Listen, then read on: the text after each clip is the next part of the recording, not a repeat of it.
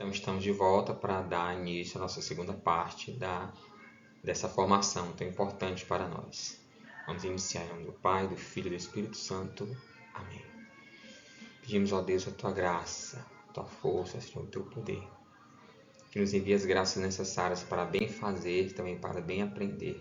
Para que estejamos atentos àquilo que Tu quer nos falar, quer nos mostrar, quer nos dizer. Te peço tudo isso pela intercessão de São Gabriel Arcanjo, aquele que trouxe a boa nova, aquele que anunciou tanto a vinda do último profeta, né, que fez a transição do testamento para o outro, quanto do próprio profeta, aquele que era, que é e sempre será do próprio Jesus. Que ele possa interceder por nós, para que essa palavra alcance muitos corações. Amém. Então, dando continuidade aqui, nós vamos falar agora sobre os tipos de oração. Tá? Então, basicamente são dois tipos, né? Que se deriva depois em outras, né? Mas são dois tipos básicos, a oração pessoal e a oração comunitária.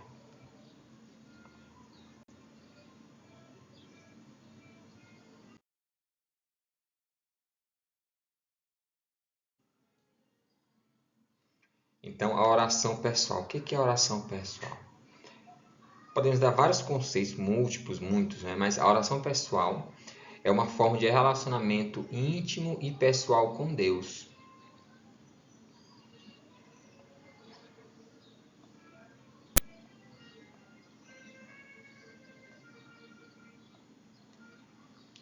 Onde se busca estar em comunhão com Cristo e viver segundo os ensinamentos de Jesus, os seus ensinamentos, né? Que ficou assim repetido, né? A igreja enfatiza que a oração não é apenas um conjunto de palavras, mas uma expressão do coração e da alma, buscando sempre a presença e a vontade de Deus. Então a oração pessoal é esse, como eu já falei, esse momento íntimo, esse momento em que eu procuro o amor, né? E eu que sou por ele amado, eu que tenho esse coração já transformado, esse coração que já foi tocado pelas primeiras experiências. Então, esse relacionamento íntimo e pessoal, quer dizer, entre pessoas, na intimidade de cada um, eu conheço um pouco, ele conhece na totalidade, e eu vou me conhecendo melhor à medida que eu também o conheço, eu procuro. Então, é muito importante essa forma de pensar, essa forma de agir, né? Para que não seja, como disse aqui, né? Para que não seja um conjunto de palavras colocadas, né? Mas que seja a expressão da nossa alma, do nosso coração, sempre buscando a presença de Deus. É como a gente já diz, é como tomar banho, como comer, como dormir. Assim deve ser, para que se torne comum no cotidiano, mas ao mesmo tempo, cada dia, uma nova expectativa, um novo modo de falar, um novo modo de se colocar diante dele. Sempre buscando a sua presença e ainda mais buscando fazer a sua vontade. Isso é o mais importante. À medida que nós o vamos conhecendo, vamos sabendo qual é a vontade dele, vamos descobrindo como aquele que busca o tesouro, né? O desbravador. Encontra um tesouro num campo, vende tudo, compra o campo e deixa o tesouro lá escondido. Então, é nesse sentido de nos doar, nos entregar, tá? Então, ela é a base fundamental da vida de oração. Então, é a base. Mais na frente a gente vai ver na terceira etapa, na terceira parte, né? Que ela é a base fundamental da nossa oração. É a busca, como eu já disse, né? Estou repetindo agora. É a busca do amante pelo amado, né? Sempre motivado no hoje da sua história pessoal. Lembrando da história da salvação. Então, é a nossa busca sempre no hoje, porque como diz Santa, eu não sei agora, não lembro, que nós só temos hoje, acho que é Santa Teresinha, nós só temos hoje, o ontem já passou, mas a gente não sabe. Então temos hoje, então motivado nessa busca desse amor recíproco, né? Eu sou o amante, ele é o amado, né? Você é o amante, ele é o amado. Também pode se inverter, né? Ele nos ama e também nos procura, né?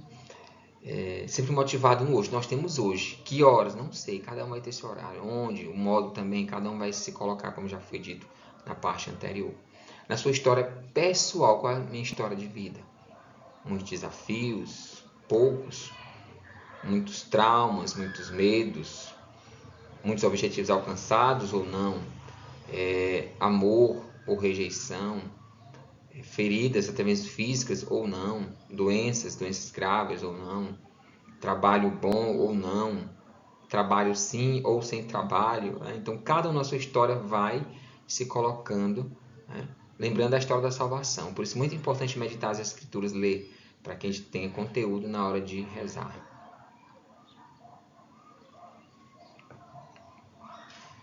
Receber os sacramentos regularmente, como a Eucaristia e a confissão, fortalecem a vida de oração e renovam o seu espírito. Um diretor espiritual ou um mentor pode oferecer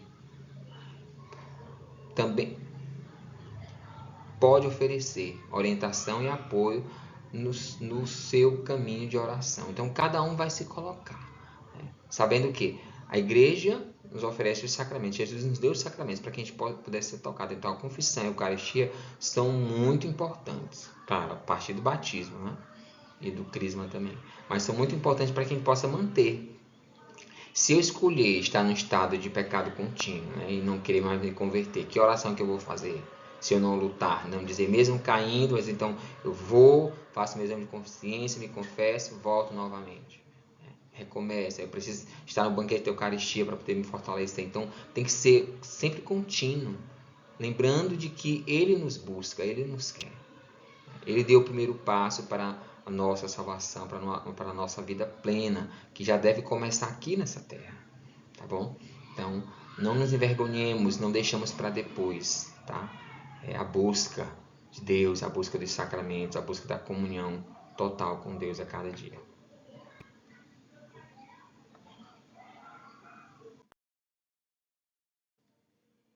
Então, os tipos de oração. Continuando aqui, nós falamos da oração pessoal, agora a oração comunitária. Tá? A vida de oração comunitária na Igreja Católica é marcada pela união dos fiéis em práticas de fé. Então, já fala dessa unidade, né, das práticas de fé. Então, se eu como católico, eu preciso acreditar na fé que a Igreja me dá. Não é a Igreja, não é a fé da Bíblia somente pela Bíblia, né? Como se fosse alguém meditando a regra. Né? Mas é a fé que a Igreja me dá, e por isso também me deu a Bíblia, que eu também acredito da mesma forma. Tá? Então, inclui a participação na missa, onde a comunidade se reúne para celebrar a Eucaristia, o ofício divino e a liturgia das horas, e momentos de oração em grupo, como o texto, por exemplo. Essas práticas fortalecem a fé e o senso de comunidade entre os participantes. Então, a oração, quanto à oração pessoal, é somente entre duas pessoas, né? ou no caso entre quatro, né? Digamos assim, né? As três da Santíssima Trindade e eu. Né? As três da Santíssima Trindade, você que vai ouvir depois dessa formação. Então, é a oração pessoal. Agora, aqui na oração comunitária, além de mim e da Santíssima Trindade, vão ter os irmãos, que pode ser na Santa Missa ou qualquer outro momento do meu grupo, ou qualquer outro momento de evangelização, que a gente vai ver mais na frente. Tá? Então aí já se entra a comunidade do céu e a comunidade aqui da terra. E até mesmo a comunidade do purgatório, né? Também. Tá? Então já entra agora esse senso de que vamos estar unidos nessas práticas, a oração e a ação, a ação e a oração. Como a liturgia nos propõe, né? Cada momento, cada tempo, tem um tempo do advento, tempo comum, por exemplo, o tempo da quaresma, da Páscoa. Cada tempo nos leva a uma reflexão, motivação, que nos ajuda na nossa oração pessoal, mas também nos guia na nossa oração comunitária.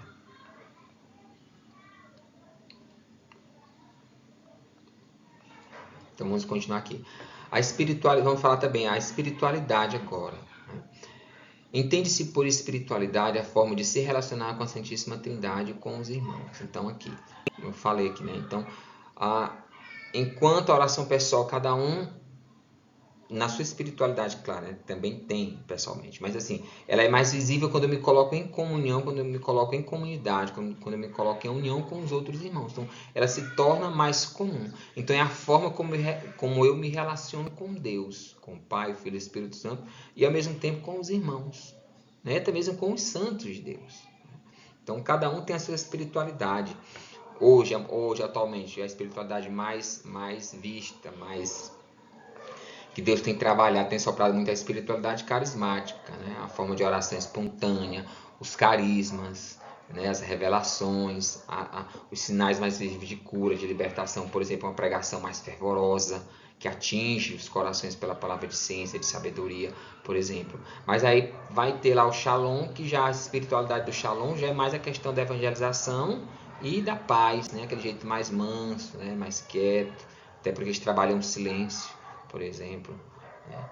Aí tem os conventos, cada um vai ter a sua espiritualidade, né? Cada grupo tem a sua forma, também, os acólitos, a equipe de liturgia, dízimo, cada um vai ter sua espiritualidade. Então cada um vai se comportar entre si com Deus de uma forma diferente. Então isso é a espiritualidade.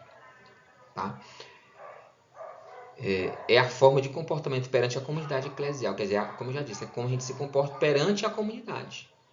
Como é que eu me comporto? Né? Se for num grupo de oração carismático, eu vou levantar as mãos na hora do louvor, eu vou levantar os braços para rezar, vou colocar a mão no coração. Tudo isso vai refletindo, vai explicitando o que é a espiritualidade. A espiritualidade e a oração comunitária estão profundamente interligadas na prática católica e é vista como um caminho para fortalecer os laços com Deus e com os outros fiéis.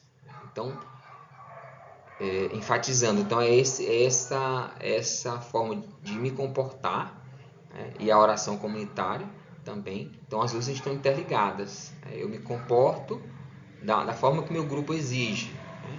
Mas eu resto também na forma que ele me propõe também, que aí já confirmo na minha oração pessoal, e lá também na oração pessoal eu resto de forma parecida, e aí eu trago também para o meio da comunidade.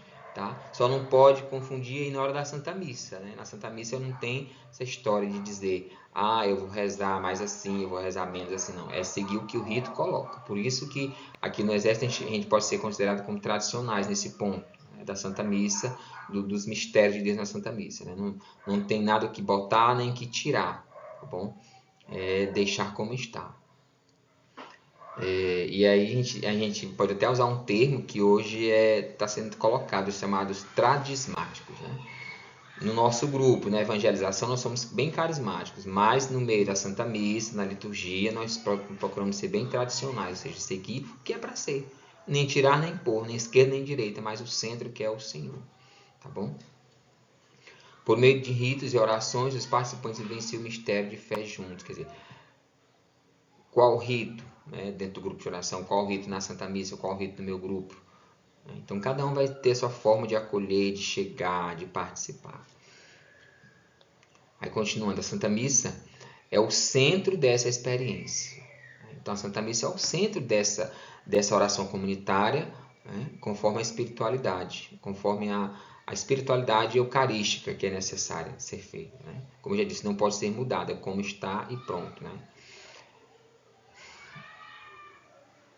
Com a comunhão sendo um ponto alto, simbolizando, né? Mas na verdade é explicitando, ou seja, realmente é a união de Cristo entre os membros da sua igreja.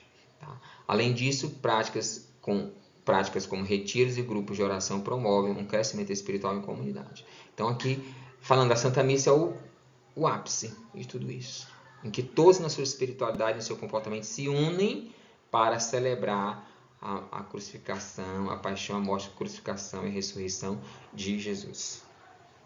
Certo? Então, práticas também como retiros e grupos de oração, né, que hoje, na verdade, hoje muito esse termo generalizou, né, não só para os carismáticos, mas para outros grupos também.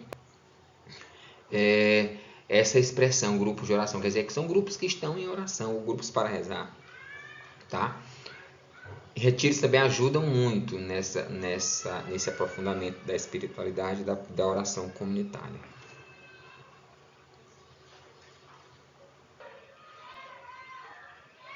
Então vamos aqui continuando.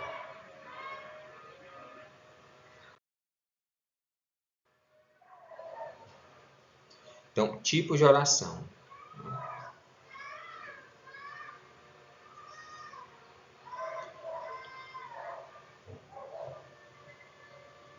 Aí vamos explorar alguns pontos importantes dessa relação, ou seja, da oração comunitária, tá? e a espiritualidade. Fortalecimento da fé. A espiritualidade individual é enriquecida pela experiência comunitária. Reúne-se em oração para fortalecer a fé pessoal e ao ver e sentir a fé dos outros. Então, quando eu estou em oração comunitária, essa relação entre a oração comunitária e a espiritualidade, como eu já falei, eu vejo a fé dos outros, eles me motivam, ao mesmo tempo que também me motivo também eles a rezarem, a se comportar daquela forma, né? Naquele padrão que cada grupo se estipula e vai se desenvolvendo a cada momento. Né? Então, a fé dos outros aumenta a minha fé também pode aumentar a fé dos outros. Unidade e comunhão. A oração comunitária promove um senso de unidade e pertencimento. Quer dizer, eu pertenço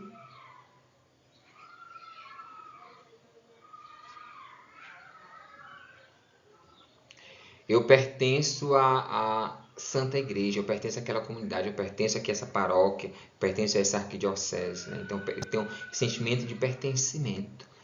Eu não estou sozinho. A Eucaristia, por exemplo, é o momento em que os fiéis se unem em comunhão com Cristo e entre si. Quer dizer, como eu já disse, é o principal momento dessa unidade, dessa união entre a igreja, que somos nós aqui na terra, militante, a igreja padecente do purgatório, e a igreja triunfante no céu.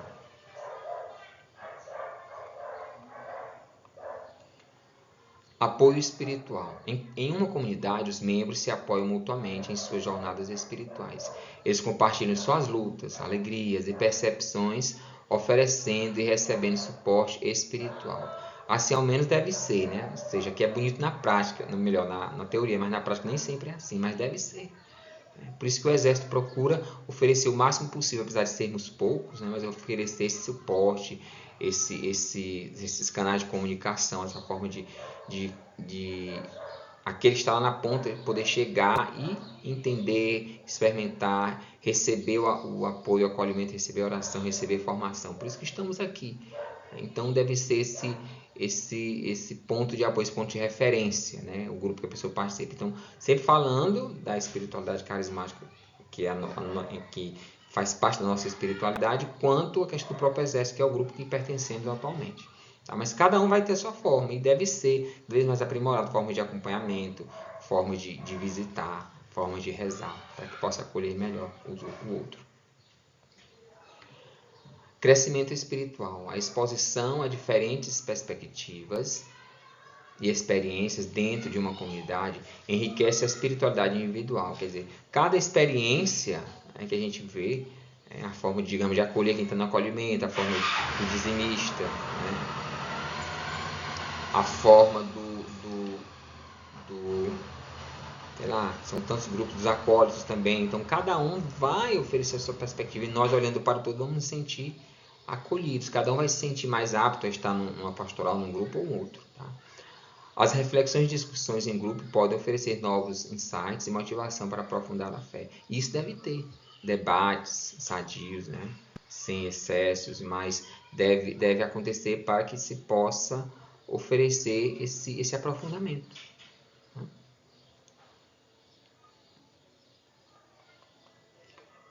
O retiro espiritual. Participar de retiros pode proporcionar um tempo de reflexão profunda e renovação espiritual. Então é muito bom. Cada grupo deve fazer seu momento de retiro, um momento de reflexão, um momento mesmo de cura, de perdão, de crescimento, né? E de amadurecimento das relações pessoais também, né? Das relações interpessoais também. Tá? É uma oportunidade para se afastar das distrações e focar na sua relação com Deus e com os irmãos. Quer dizer, sair um pouco do quadradinho do nosso dia a dia, né? Do nosso costume e desejar e sentir, né? E buscar esse aprofundamento na relação com Deus e, em consequência, com os irmãos também. Testemunho de fé. A oração comunitária é uma forma de testemunhar a fé em público. Então, isso é muito importante. Testemunhar a fé em público, porque assim nos pede o próprio Deus, o próprio Jesus, e também o Espírito Santo nos impulsiona a criar meios de estar reunidos para mostrar a nossa fé para os outros, para que os outros se sintam acolhidos, se sintam o coração tocado e venham também comungar conosco, né? Porque sem a igreja, sem Jesus, não há salvação. Ela demonstra a importância da espiritualidade, né? Ou seja, a fé, né? Ela demonstra a importância da espiritualidade na vida dos fiéis e pode inspirar outros a buscar uma conexão mais profunda com Deus. É isso, né? Esse testemunho vai nos ajudar a levar outros para Deus, né?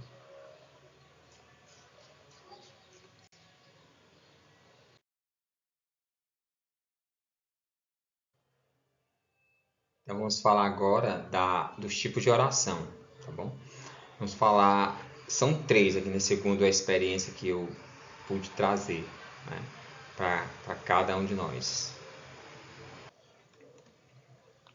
Então são três tipos de oração, segundo a experiência que a gente pôde trazer, né, depois de quase 30 anos de caminhada, né? Então nós temos a oração comunitária de perseverança, a oração comunitária de serviço e a oração comunitária por excelência, ou a Santa Missa. Tá bom? Então a oração comunitária de perseverança é o tipo de oração que está baseado no estudo e no aprendizado, tanto da doutrina geral da igreja como daquilo que é específico de cada grupo. Então o que é que essa experiência diz aqui? Nós primeiro passamos pela oração pessoal, que é o nosso local reservado, aí nós saímos e vamos para a nossa comunidade.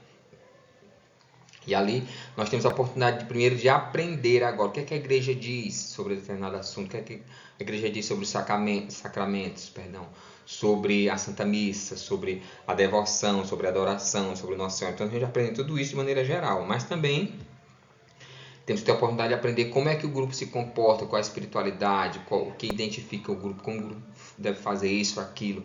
Então aprende-se tanto a forma geral quanto de forma específica. Então esse aprendizado é gerado por essa oração comunitária. Eu vou rezar, Senhor, pedindo discernimento, sabedoria, palavras de ciência, discernimento, sabendo me comportar, tendo bom senso, agindo de maneira razoável, sem excessos, sem escândalos. Então tudo isso, essa oração comunitária está dentro da oração comunitária de perseverança. Eu vou perseverar a cada dia.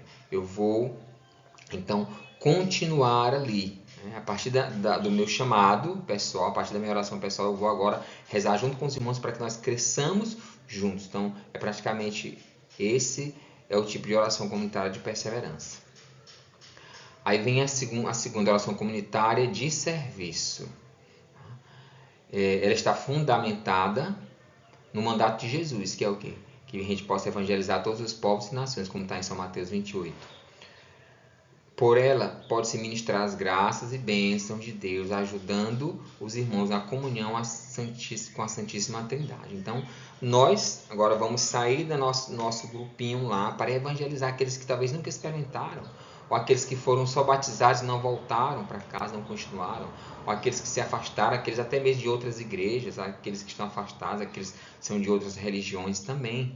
Então, a todos, evangelizar a todos, o nosso papel é evangelizar.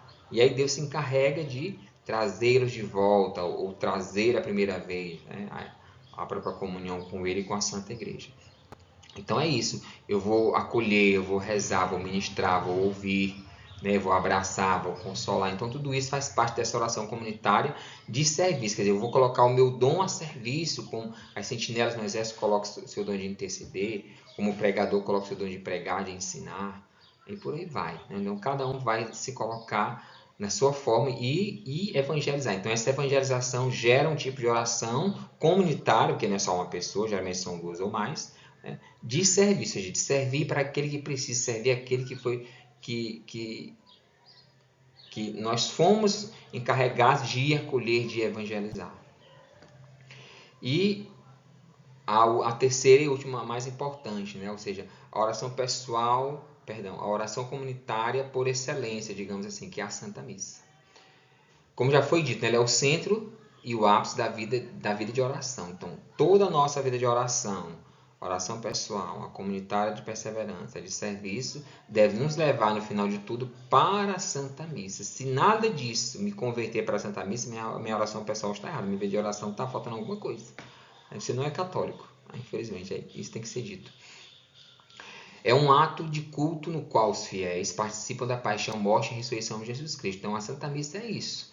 É o sacrifício do Calvário, agora sem derramar sangue, mas atualizado no tempo e no espaço. Porque para Deus o tempo não anda para nós como o nosso Cronos, né? Mas nele lá no tempo da graça.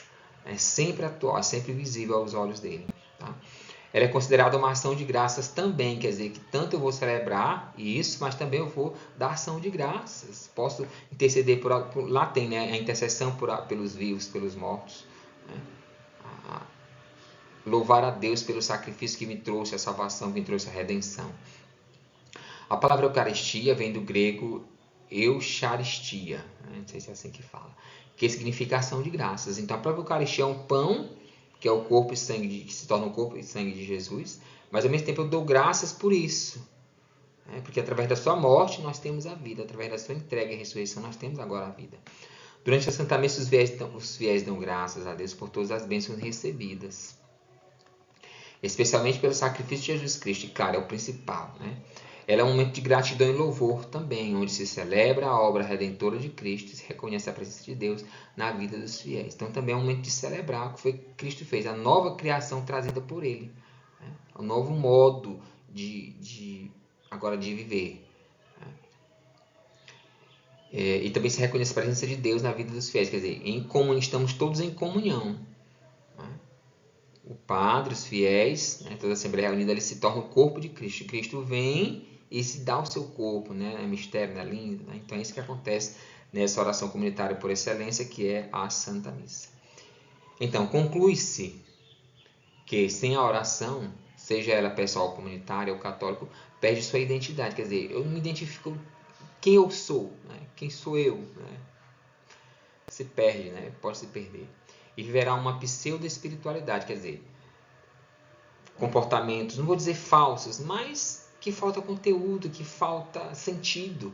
Né? Talvez fique uma coisa muito, muito superficial, né? Fora de forma, fora de foco. Tá? A oração mantém nossa consciência atenta ao nosso Deus e Salvador. Quer dizer, a oração desperta a nossa consciência para Deus, né? E pedindo que Deus se lembre de nós, fortalecendo todo o corpo, a mente e o espírito de cada fiel perseverante. Então, era isso que eu tinha para falar. Espero ter podido contribuir, né, até agora. E depois vamos para a terceira parte também desse nosso momento. Então, agradeço a todos. Espero que essas palavras alcancem o coração de vocês. Quem como Deus, ninguém como Deus.